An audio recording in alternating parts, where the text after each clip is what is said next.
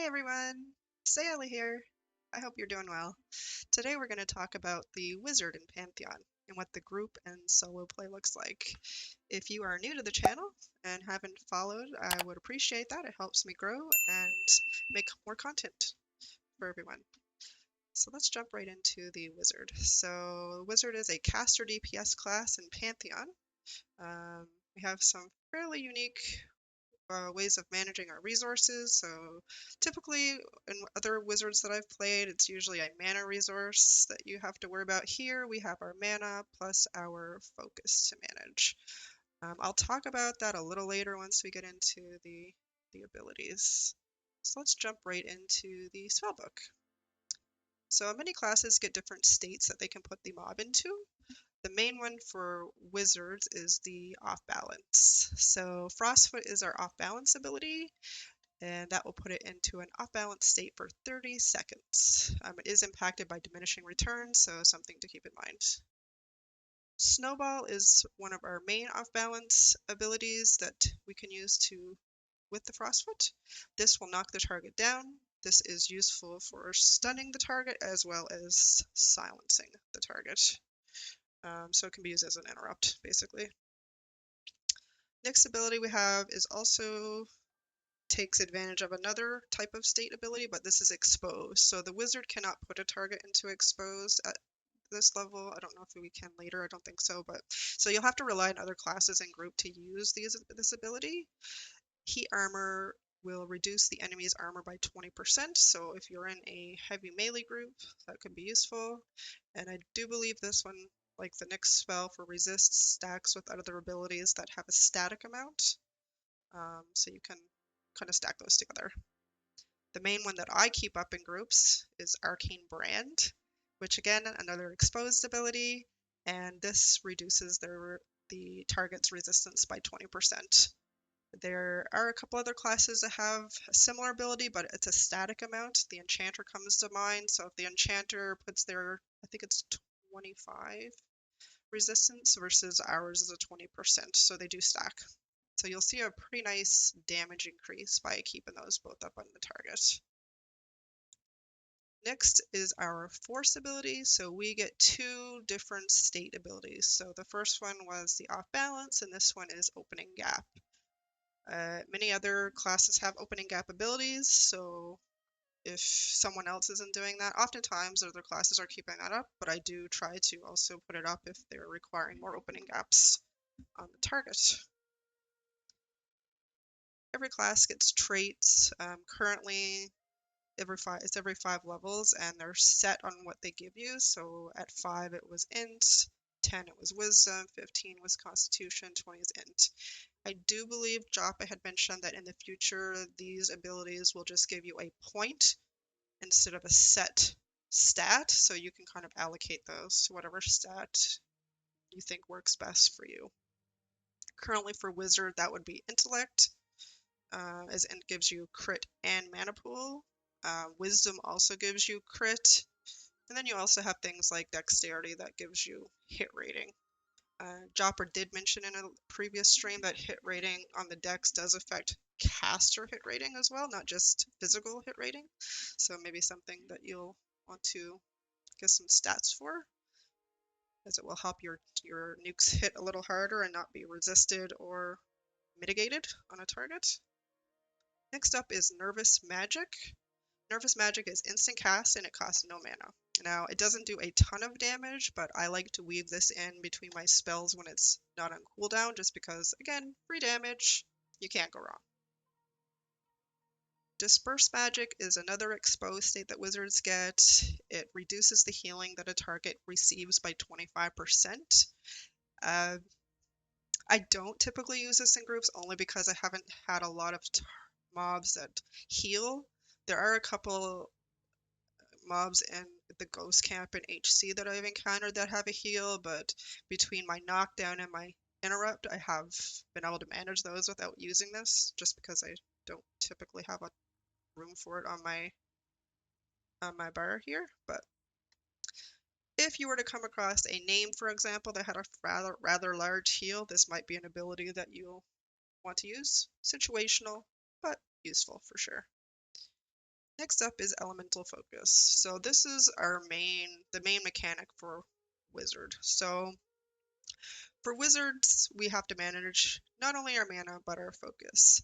So anytime your focus is at a full 5 charges for any one of your fire, cold, or shock wheels, you gain additional mana regen. So that's something you definitely want to manage when you're playing the Wizard, because mana regen keeps your mana up, and that's an important thing for gameplay. Um, for the Wizard, this focus also is important to know. So the main mechanic, your damage spells take a certain set of charges, some more than others. So if you were to cast a fire ability, for example, which takes 3 charges of fire focus, if you had only 2 charges of fire focus and you casted your spell, it's going to take your 2 fire focus charges, and then it's going to take double of the final charge. So it would take 2 charges of your cold or your shock at that point. The other important thing to manage with your focus is that if you're completely out of all 15 charges between your fire, your cold, and your shock focus, and you were to cast a spell, it's going to kill you. So it is very important to manage your focus, otherwise you're going to be killing yourself. I think a lot of wizards early on don't know that mechanic, so they're dying and not realizing why. So it can be a turnoff, I think, when you're dying and not realizing why. So it's very important to know how the wizard class mechanics work. Otherwise, you're going to be kind of unhappy. But overall, it's great. It's a very great mechanic in terms of you're not just constantly casting the same spell over and over and over mindlessly. So it makes you think about your rotation and what spells you're casting. So I think it's fun in that sense. Next up is our cold DD. Lower levels, you'll probably use this until you get something better. 2 charges of cold focus, and it does a decent amount of damage for low level. But again, not really used once you get a little higher. Next up is our self buff of hit points and AC. It gets upgraded to lesser shielding by the time you're level 20. You'll always want to keep that up. Nobody's going to complain about extra hit points and defensives. Next up is our Mana Skin. It's a channeled ability. It's a defensive ability. So basically what it does, it converts damage. Instead of taking your health, it will take your mana pool instead of health and adds AC while channeling. I don't really use this ability a whole lot right now, only because it's a utility spell. And as of right now, we only have 6 slots for utility, and 3 of them are always going to be taken up by your focus abilities. And then you're going to have 3 buffs, or 3 buff abilities. And currently, when you put a buff ability up, so I'll put this up. If I was to take the buff off my bar, you can see it goes away. So currently in the state, you want to have your buffs up, so it's hard to manage all the utility buffs that wizards get because of that, because we have to keep up all of our buffs. So usually these are the 3 that I keep on my bar. Hopefully down the road that changes. At this point, it's a little difficult to utilize all of our utility buffs. Next up is our Arcane Chords, which is the wizard root. Bread and butter for me for soloing. Everybody plays differently. For me, the root nuke approach has worked out pretty well so far. The important thing for the root to remember is that it does break on damage. So whether it's a DD or if you have a dot on the target, the ticks of the dot will also break it. So just things to keep in mind when using the root. Next up is Cold Snap, which is our snare. It does currently cost 2 cold focus. I hope that might get changed in the future, but currently it's 2 cold focus for 20 seconds, and it snares the target for 60%. Earlier on when I was soloing, I was using the snare quite a bit. Since I got Ice Volley, which takes 4 cold focus, I typically don't use it unless it's in an emergency situation, just because I prefer to save my cold focus for my DDs or my nukes. but it is a useful spell. You'll want to keep it on your bar just for emergency situations. At level 2, you get your first focus restore ability, which is for cold. This will give you a full 5 charges on a 2-minute cooldown. Very important when it comes to your rotation, you'll always want to keep these on your bar. Next up is Spark, which is our shock DD. Not used a whole ton. I did use it up until I got my dot for shock, but maybe you play different. So, but yeah, once you get higher level, you get the static arrow anyway, so you won't be replacing this. But at lower levels, you will probably use it until you replace it. Next up is Sure Spell. It increases the hit rating of your next offensive spell by 50 for up to 20 seconds on a 2-minute cooldown. Again, utility spell, situational. It would be nice to keep this up, but due to lack of spots for utility spells, I don't currently keep it up. Maybe in the future, because it would be a very useful spell. Erudite Mind is your int buff. A number of other classes also get this, so if someone else is buffing in the group, I usually will take this off my bar, particularly if you have an enchanter in the group or summoner, just because it lets me put up another ability, which I'll talk about in a little bit. Next up is Volcanic Ash, which will later get replaced by Ember Blast that you'll be using up to level 20 and beyond. It's our Fire DD. Does a decent amount of damage. This particular one is only 4-second cast, 3 fire focus. The upgrade is a 5-second cast for a little bit more mana, and it does pretty good amount of damage. Glint is our interrupt and silence. It's on a 30-second cooldown, and it is instant cast, so it's invaluable to have this on your bar during grouping, soloing, situational, depending on what type of mobs you're killing. It does work for interrupt on some of the animals, so I do keep it up just because it helps. But definitely invaluable, you'll want to keep that up. Next is Elemental Piercing. Increases your penetration for your next direct damage spell by 10%, lasts 15 seconds, and it's a 2-minute cooldown. Again, another utility buff, or another utility spell. Would be a valuable spell to have. Hopefully in the future we can take more advantage of that. Hoping they fix the buff issue. Shock Focus is similar to the cold, except for shock, 2-minute cooldown and restores 5 shock focus. Shock focus, yeah. Then there's Static Storm. So Static Storm is our first dot that we get, and it's the Shock School of Magic, and it does 71 damage every 3 seconds over 9 seconds for 3 shock focus. Up until you get your static arrow, you will be using that. And the only thing to keep in mind if you're using this for soloing is as if you're using the root method. So the ticks of this will break your dot. It's not a guarantee, it's just a chance. The lower the damage, I find the less chance to break it, but it's hit or miss. It's probably going to break it, so just prepare for that and how you're going to play. Another one of our upgrades for the shields. So Condensed Mana. Condensed mana takes 20% of your mana into a crystallized form which can be traded with others, and it restores 20 mana. It's not a lot of mana, but I usually will try to create these at the start of the group and give them out to my healers and any CC classes. That way if we get into a bad situation, at least they can get a little bit of extra mana if they need to. I usually will give them out and then cast another one just to have in my bag to give out if we need to do it mid-fight, and it takes a decent amount of your mana, so I don't want to be casting this in the middle of a fight for sure. Typically in a group, I will keep this up. Usually we will have one other class that can do the Erudite Mind buff, so I will typically take this down and replace it with this in that case. Phoenix Fire consumes all fire focus charges to increase health regeneration by 0.8% of your maximum health per point consumed for 15 seconds. It's a utility spell again. I haven't really used it. I can see where it would be useful. It is a 2-minute cooldown, so yeah, situational.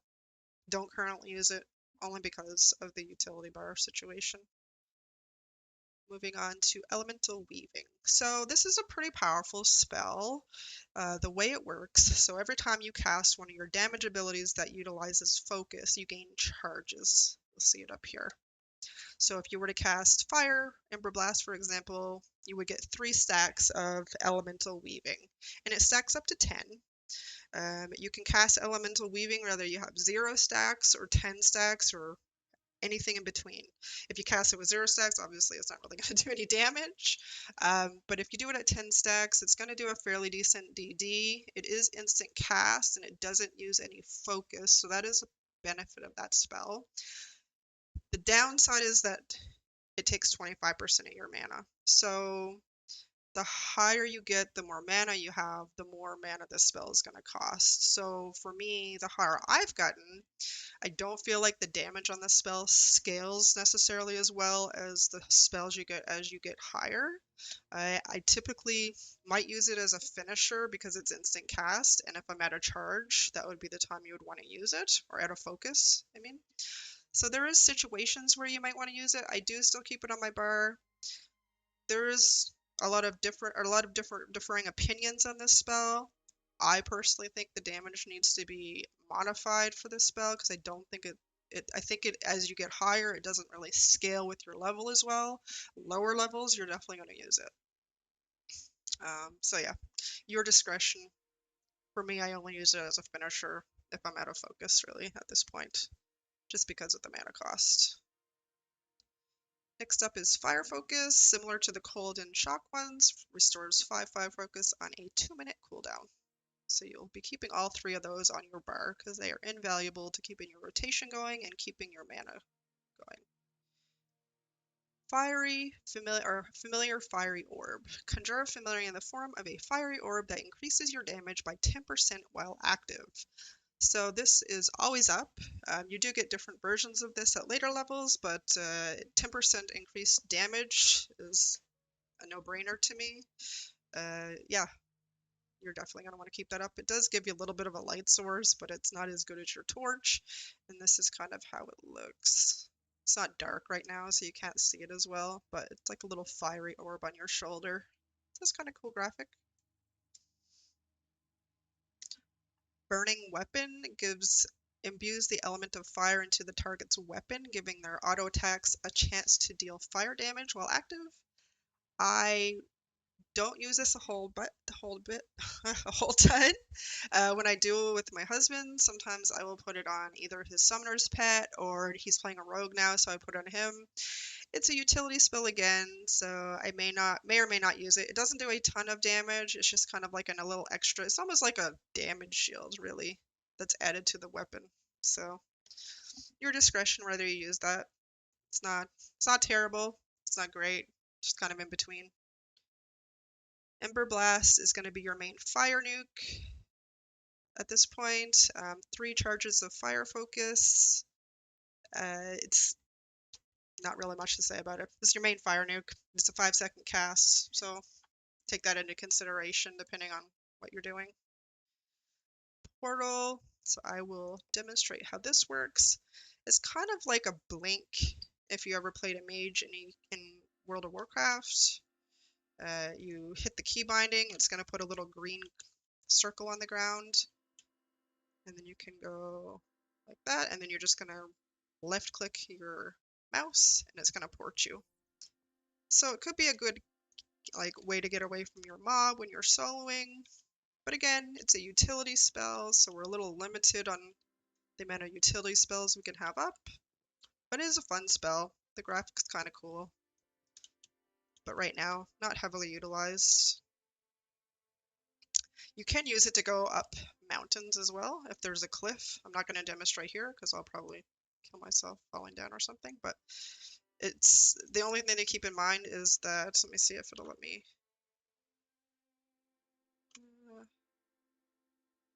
I don't know if it'll let me go there. Let's see. Yeah, it's a little limited on the vertical range. It shows that it will do it, but I think it's probably greater than the distance, even though it shows green. So something that they'll have to figure out for how this works. If it's a shorter distance, it will work. I did a little testing when I first got it. It's a fun spell. Next up is our gate, which will return you to your bind point. Self-explanatory, nice to have. We're deep in a cave and you want to get out quick, you're just going to gate. Then we also get our 2 ports, the Thronefest and Wells In. Invaluable spells, good way to make a little coin. I don't have anything bad to say about them. Other than I constantly get tells, can you get me a port? Which sometimes I can, sometimes I can't. But I try to help out where I can, because it's all about the community, right? Next up is your lesser shielding. This will be the last one you get before 20 hit points armor. Self-explanatory. Then we get into Ice Volley. Now, Ice Volley is going to be your main frost ability that you're going to use once you're at level 16. It's a channeled ability, not casted. It does a lot of damage, and it takes a lot of focus. So it does take 4 cold focus. When I use Ice Volley, I almost always follow up with my cold focus ability, just so, because it does take a lot of mana, I don't want to be sitting there with 1 or 2 frost charges of focus, so I will always cast this just to keep my mana regenning. And it does a lot of damage. You'll really enjoy this ability. And you'll see the graphic a little bit later when I do show you my rotation. It looks pretty cool. Next up is Cinderlands. I'll be honest and upfront, I do not use this ability, and I will tell you why. So I'll just show you what it is first. So a fiery lance that builds in power over 10 seconds, consuming more mana and focus every second. And the focus spent on this also doesn't contribute to elemental weaving charges. So the ability is first, it's not unresistible. So the first time I use this ability, I got a resist on it. And then after I got the resist on the target, I had no focus and no mana left. So I was rendered completely useless basically after the fact. When I look at this ability, to me, it sounds like the mana burn kind of that wizards would get in EverQuest. So it took a lot of mana and a lot of your resources, but it did a ton of damage. This ability is kind of mediocre in comparison. It takes all your resources, but the damage output isn't necessarily there for me. I think they probably need to rework this spell. The first improvement to it, given the amount of resources it takes, it should be an unresistible ability, given that it has a 1-minute cooldown, plus it takes all your resources at the same time. So yeah, I think I would like to see this spell reworked. So at this time, I'm not using this spell. I know some people use it as a finisher, maybe when they're soloing. That's completely up to you. For me, I don't use it. Invisibility is our spell that makes us invis when we're traversing through the zones. Currently, at the time of making this video, it was bugged. It's supposed to make you invis. You used to be able to use your power-up ability with it. Now you can't, so I'll show you kind of what it does. It does have a pretty cool graphic when you put it up, so I'll show you that. Looks like a little purple cocoon. So as you can see, it puts me in a crouching position, and you're kind of snared when you're moving around. Prior to the patch last week, this did not do this, and I'm pretty sure it's a bug. I know Joppa was looking at it on stream yesterday. It's not currently happening on their test servers, so I think internally it might already be fixed. So I'm hoping that that gets pushed out in tomorrow's patch. We shall see. Fingers crossed, because it's a very useful spell, but in the current state, it's just not. You're not, it's going to take you forever to get across the zone when you're using the invisibility spell. Something also to note, when you're using the invisibility spell, you can't do any gathering or anything like that. So you have to drop it to do gathering and whatnot. And that's expected. The next one is our Mage Light ability, which is kind of buggy right now.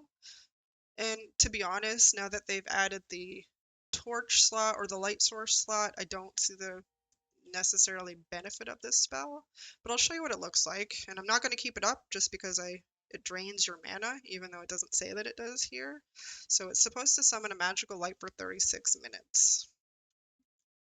And I don't know if you're going to be able to see it really. Well, yeah, you're not going to see it well here, so I'm just not going to keep it up because it's not dark. But it does add a fairly decent decent radius of light, and it's more like a white light versus the warm light that you'll see with your torch that a fire might give off. The other issue with this spell is that it drains your mana. So actually, let me just put it up again. It doesn't say that it does that here, but it definitely does. So you can see how my mana bar is kind of ticking up and down. So eventually it will drain all your mana. Not sure why it does that. I'm assuming it's a bug. Not really sure. I click that off. But at this point in time, not a super useful ability with the implementation of the torch or the light source slots. They can either rework this to make it a larger radius, so you might want it if you're in a cave, but as of right now, you're probably not going to use it. Next up is Static Arrow, which is going to be your main shock nuke. It takes 3 charges of shock focus, and it does a pretty decent amount of damage. I use that as my primary. I am not currently using my Static Storm as much, only because the damage on this is typically better, I think. But time will tell. I do get a new upgraded version to this, I think at 24, so I'll probably go back to using the dot in my rotation in combination with the nuke. But you're definitely going to use it. It takes 3 charges of shock focus, and yeah, just your main shock nuke. And that kind of sums it up to level 20. Like I said, I'm level 22 right now, so I have this extra ability. We won't get into that right now, and let's go talk about some of the gameplay. So those are the spells up to level 20 that you're going to get. Currently on my spell bar, just go put my... These are the spells I typically keep up for soloing. So I keep up Nervous Magic for my instant no mana DD, Snowball for the knockdown, Frostfoot to utilize the snowball effect. I keep this on my bar. I can't really use it right now, but I don't really have any other abilities in this bar that would be useful for soloing at this point anyway, so I just keep it there. For the main spell lineup, I do keep Static Storm up, not really utilizing it a whole lot right now. Ice Volley, Ember Blast, Static Arrow, Elemental Weaving, Arcane Cord, Glint, just in case I have a target that needs an interrupt, and Cold Snap for emergency situations. And then on the utility bar, I keep up Fire Focus, Shock Focus, Cold Focus, which you're going to always want to keep up. And hopefully once they fix the buff issue, right now I keep up Fiery Orb, Lesser Shielding, and Elemental. That's not the right ability. Sorry, I meant this one. They have similar icons. Yurdite Mind. So let's just pop those up.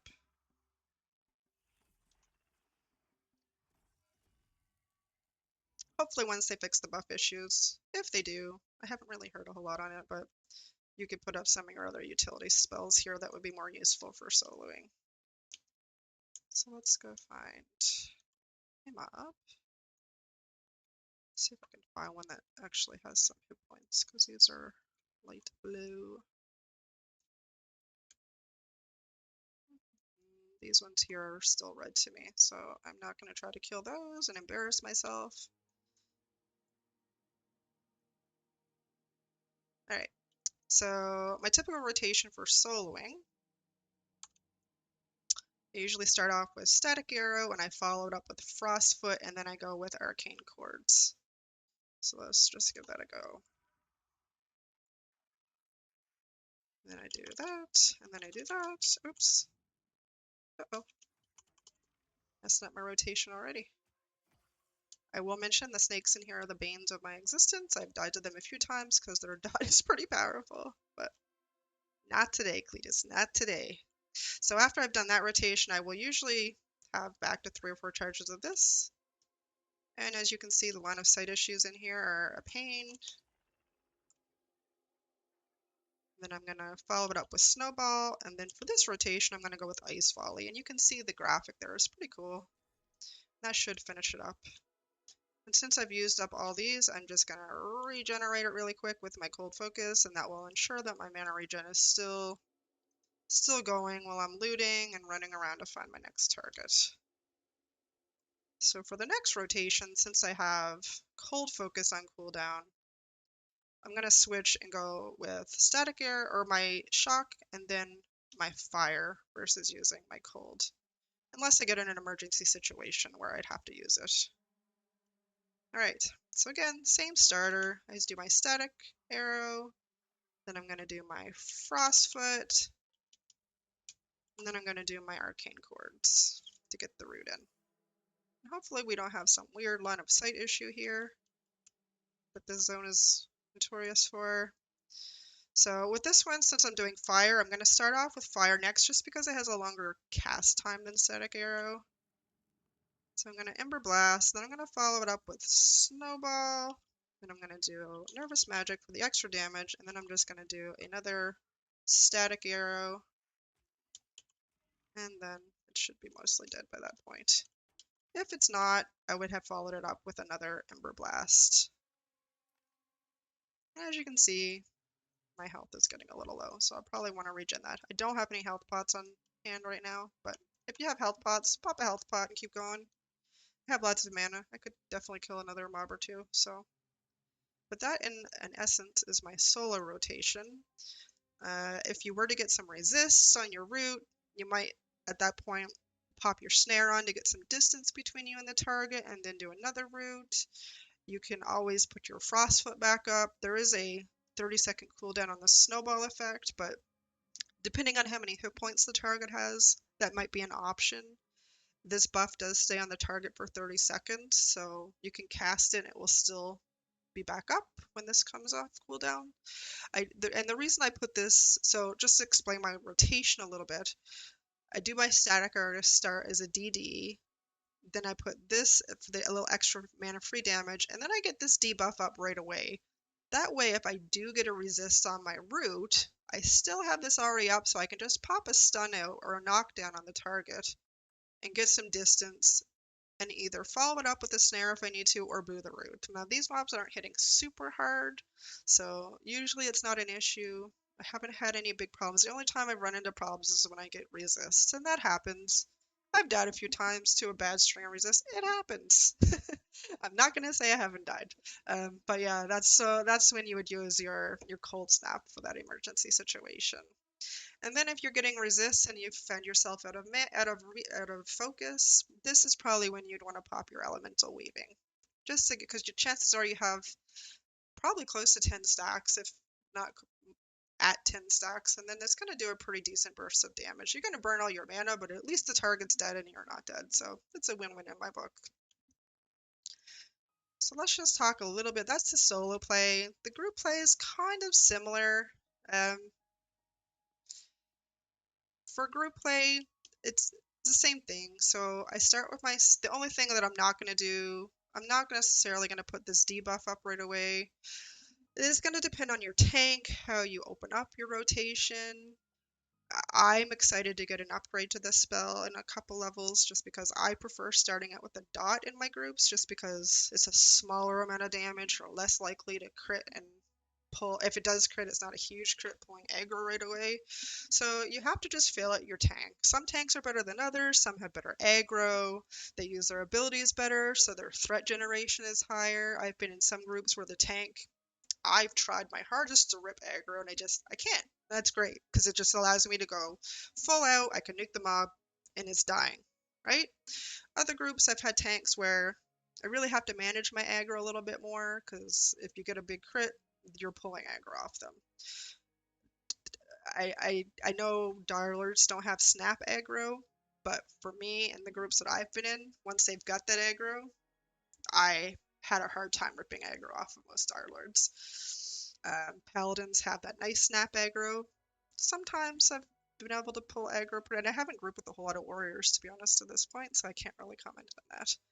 So again, just fill out your tank and see how the threat generation is. But for rotation, you'll want to make sure there's someone in the group that's putting up the expose ability early on. That way you can get your resistance debuff on. This is going to be key to getting your maximum damage out in a group. Hopefully you also have another class that can put up the static version. They do stack. So enchanters, for example, get the static version. I think it's either 20 or 25, but it's not a percent. It's just a set amount. So they do stack with hours, which is 20%. So yeah, make sure those are up. You'll definitely see an increase in your damage. I've been in quite a few groups where we didn't have that, and you can definitely notice a difference in the amount of damage output of your abilities. And it also really plays in. Ice Volley is a big damage ability, so if you're getting a lot of resist on that, you're going to notice a difference in your damage output for sure. So once you've got your debuff up, again, you might be putting Static Storm up at the start. It's a great way to not pull aggro at the start, allow the tank to build up that threat. For me right now, I'm not really using the dot a whole lot. I probably will at 24 when I get the upgraded version of that. I think it's called Personal Blizzard or something.